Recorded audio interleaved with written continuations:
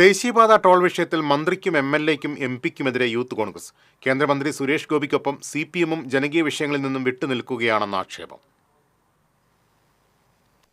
ഇടപ്പള്ളി മണ്ണുത്തി ദേശീയപാതയിലെ ഗതാഗതക്കുരുക്കിൽ ടോൾ നിരോധിച്ച ഹൈക്കോടതി ഉത്തരവ് ചോദ്യം ചെയ്ത് NHAI അധികൃതർ നൽകിയ ഹർജിയിൽ സംസ്ഥാന സർക്കാരിന്റെ മൗനം സംശയാസ്പദമാണ്. 2 തവണ കേസ് സുപ്രീം കോടതിയിൽ വാദത്തിനെടുത്തപ്പോഴും സംസ്ഥാന സർക്കാരിന്റെ അഭിഭാഷകൻ ഹാജരായില്ല. ഇത് കമ്പനിയെ സഹായിക്കാനാണെന്ന് യൂത്ത് കോൺഗ്രസ് സംസ്ഥാന വൈസ് പ്രസിഡന്റ് OJ ജനീഷ് ആരോപിച്ചു.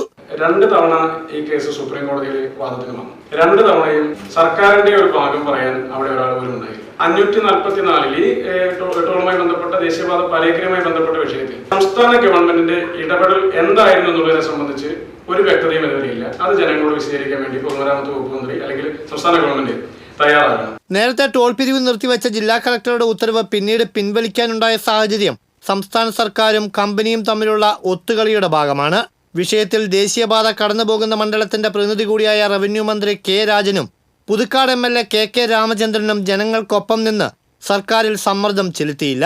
ജനകീയ വിഷയത്തിൽ ഇടപെടൽ നടത്തുന്നതിൽ വീഴ്ച വരുത്തിയ ഇരുവരും മാപ്പ് പറയണം.